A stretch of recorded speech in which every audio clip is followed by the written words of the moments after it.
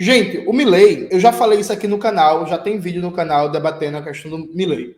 O Milei, ele foi com uma estratégia muito inteligente, veja.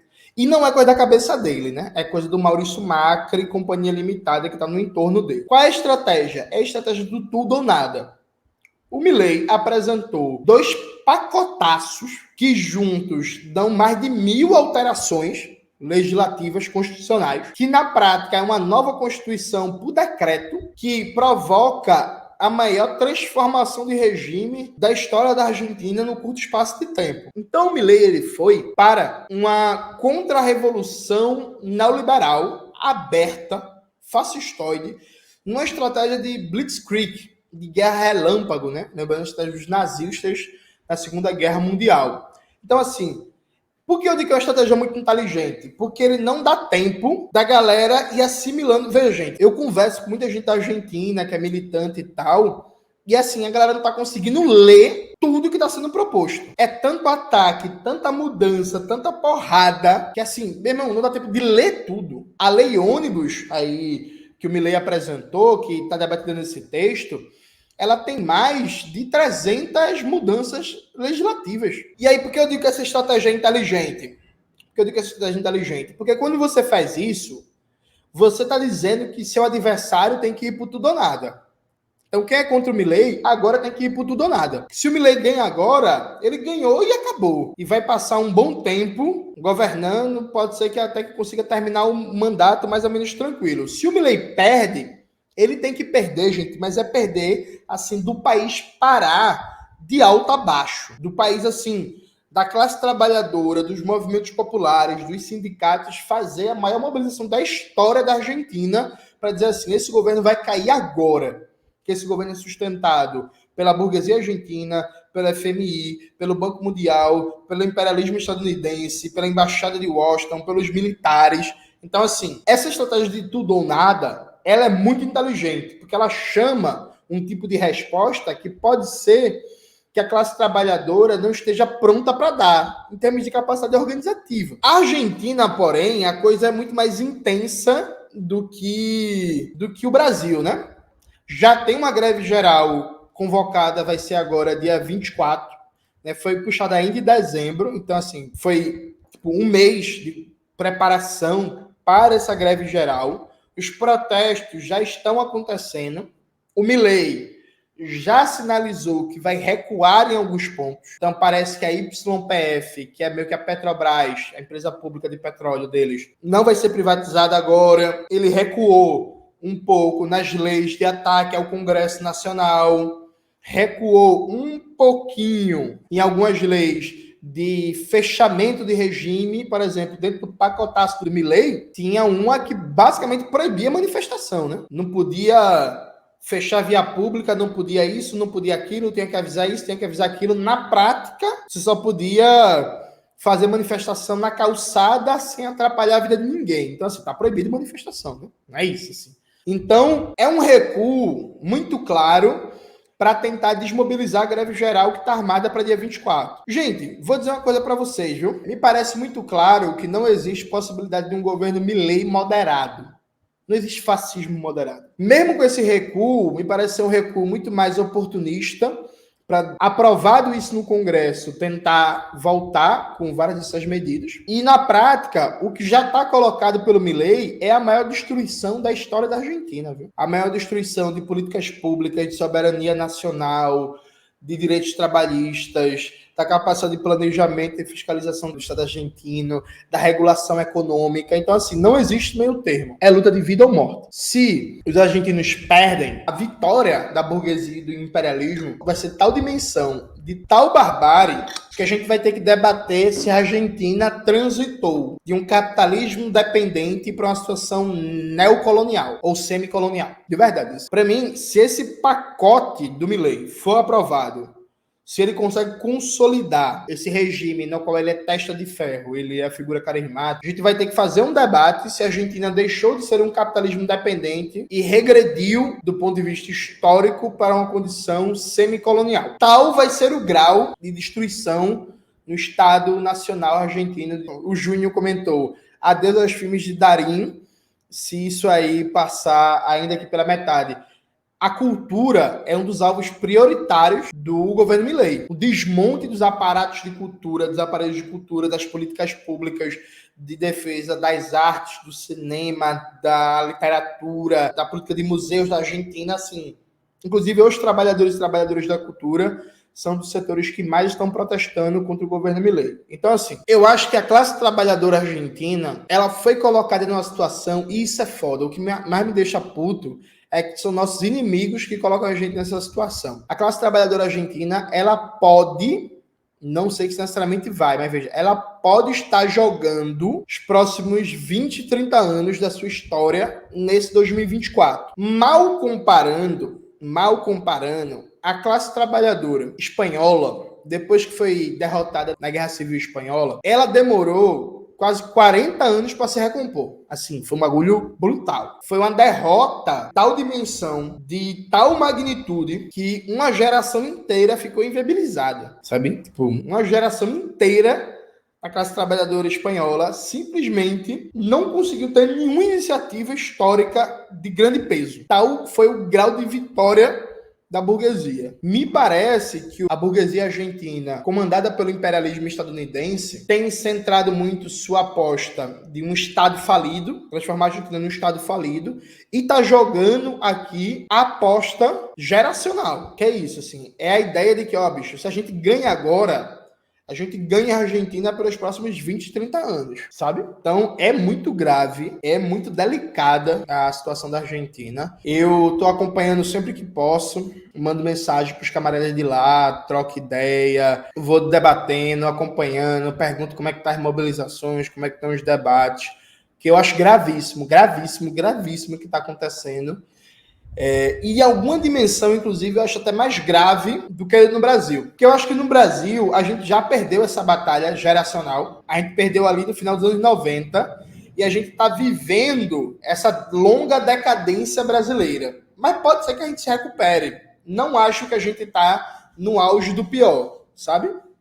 Não acho que a gente está no auge do pior, não. A Argentina, não. A Argentina ela pode entrar numa longa decadência, só que num grau de violência, num grau de destruição, num grau de barbárie muito maior. Isso por um lado. Então, assim, acompanhando muito a movimentação da FIT, lá da Frente Independente dos Trabalhadores, da Organização Trotskista, dos peronistas, do Partido Comunista Argentino, da reorganização do Partido Comunista, do PCA.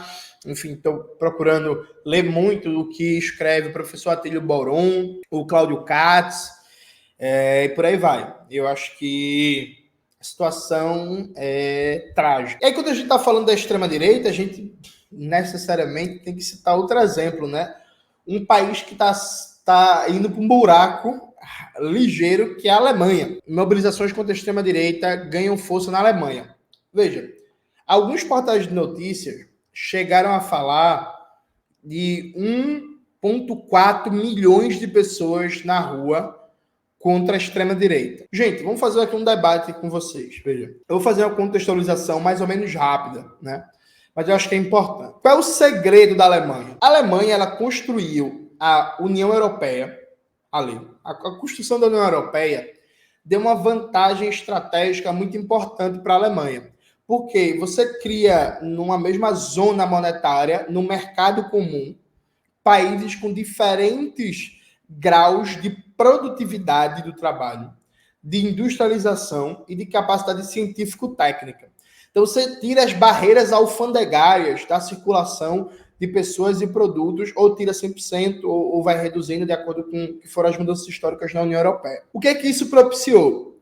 Isso propiciou que a Alemanha saísse destruindo as economias, a parte industrial das economias periféricas, né, da Europa com a União Europeia. Então, assim, meu amigo, acho que um exemplo clássico é a indústria naval grega, né? A indústria naval grega foi engolida pela Alemanha. Então, a Alemanha monta um mercado comum em que ela é a economia mais produtiva, mais industrializada, com maior capacidade científico-técnica, né?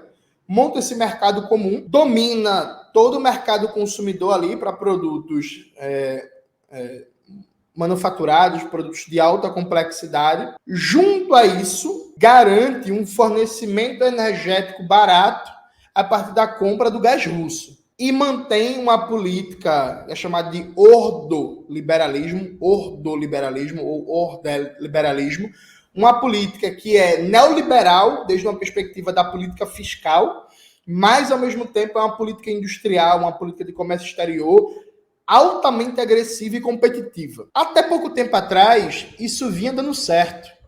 E a Alemanha, mesmo com a ascensão da China, estava conseguindo manter seu poderio industrial. A economia alemã está indo para o buraco. Sabe por quê? O Olaf Scholz, do Partido Social Democrata Alemão, junto com os Verdes e os Democratas Livres, montou um governo, aceitou a submissão total aos Estados Unidos, e deixou de comprar o gás russo, comprando gás dos Estados Unidos, fingiu que não sabe, que não viu que o gasoduto Nord Stream 2 foi explodido pelos Estados Unidos, isso é segredo de polichinelo, todo mundo sabe. O custo da energia subiu de maneira violenta, consequentemente se encareceu e muito. Esse é o primeiro-ministro, né, o Olaf Scholz.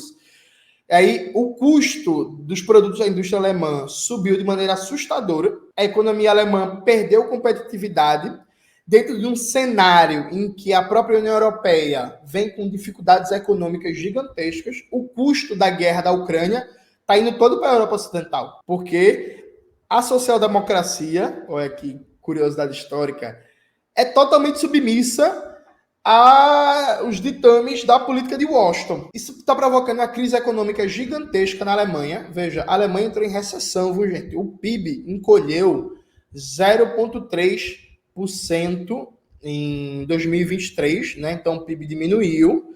E a União Europeia teve um crescimento de só 0,6%. Então, assim, a economia europeia está andando de lado. Vários protestos na Alemanha de agricultores contra o aumento do preço do combustível, contra o aumento do custo de vida, trabalhadores e trabalhadoras perdendo emprego, aumento dos custos, aumento do preço de aluguéis, aumento do preço de energia, de aquecimento.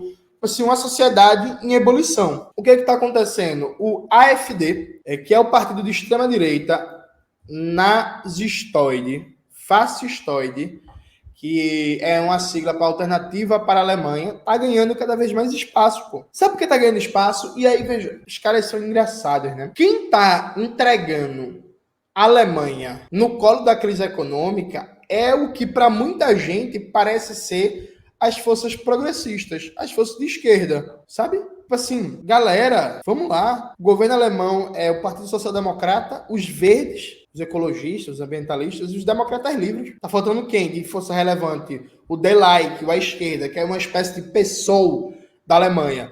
Mas assim, é um governo que seria as forças progressistas da Alemanha, que é um governo totalmente rendido aos Estados Unidos, sabe?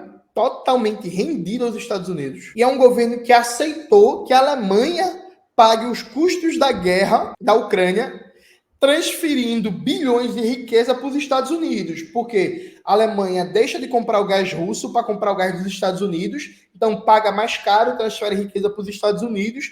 Esse aumento sistêmico dos custos reduz a competitividade da economia alemã, que facilita para a economia estadunidense, que é uma economia também densamente industrializada, que concorre diretamente em vários setores com a economia da Alemanha. Então, assim, é impressionante. Tipo assim, tem até que perguntar como é o nome do ministro da Alemanha, se é Fernando Haddad.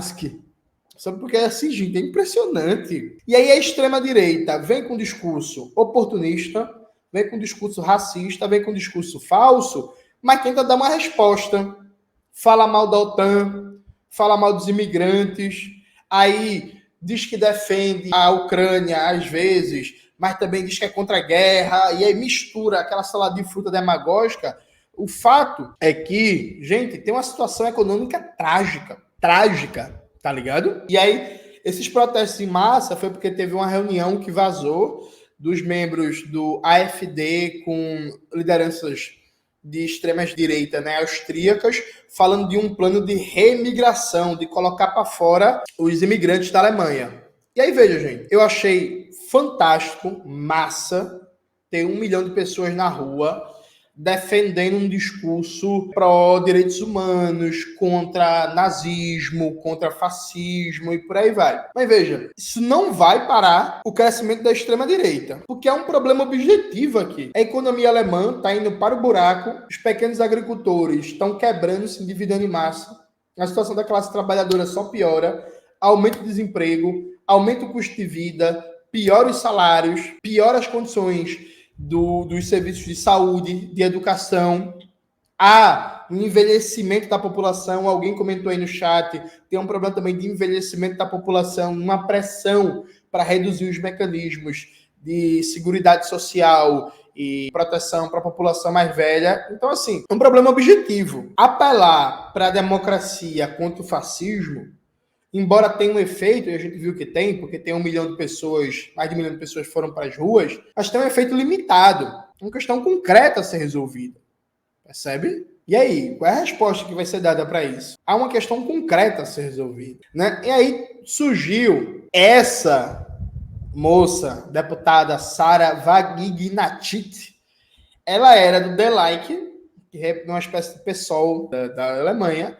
Ela rompeu com o The Like e criou o próprio partido dela. Essa deputada, a Sara Wagenknecht, é um nome difícil, tá desgraçado. Poderia ser um Sara da Silva, né? Sara Costa, Sara Alves.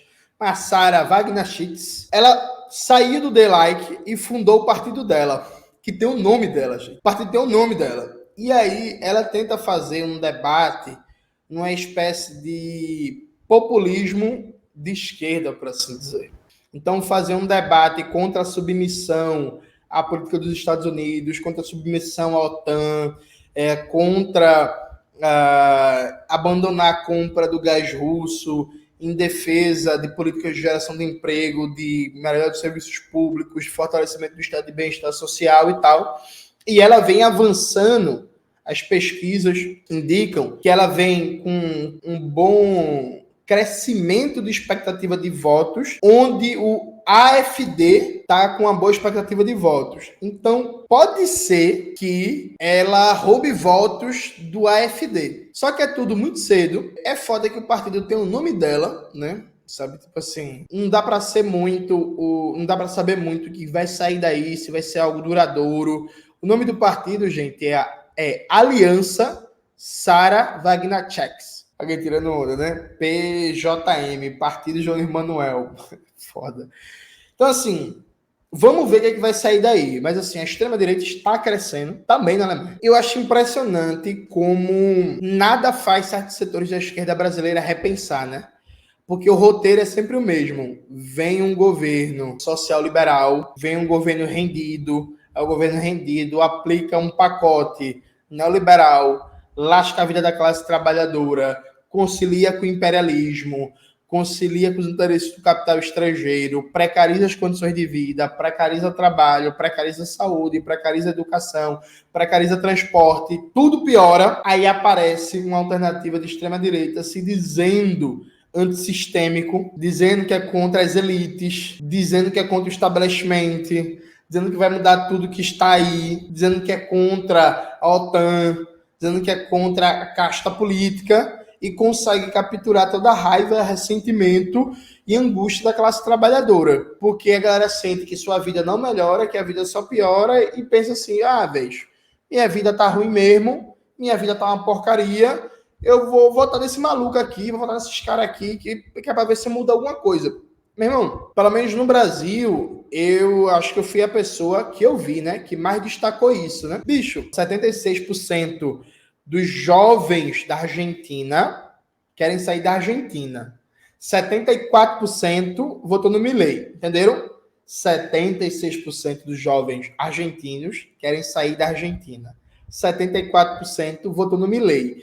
Então, assim, a galera tá desesperada. A pessoa que diz assim, meu irmão, eu quero sair daqui, que eu não vejo mais futuro, eu não vejo mais condição, eu não vejo mais chance, eu quero sair, eu quero ir embora daqui. Ela não espera mais nada. Percebeu? Ela já perdeu a esperança. Ela perdeu qualquer capacidade de sonhar coletivamente, de achar que pode mudar a realidade do seu país, a sua realidade. Aí ela vê, Meu irmão, velho, tá uma merda mesmo.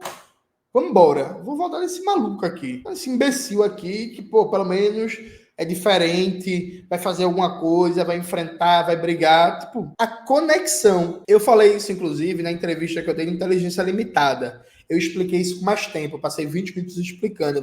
Vai ao ar quinta-feira. Eu e o Gustavo Gaiofato, quinta-feira, Inteligência Limitada. Então, a relação entre frustração, raiva, ressentimento e captura de voto pela extrema-direita, sabe? Tipo, para mim é uma relação muito óbvia.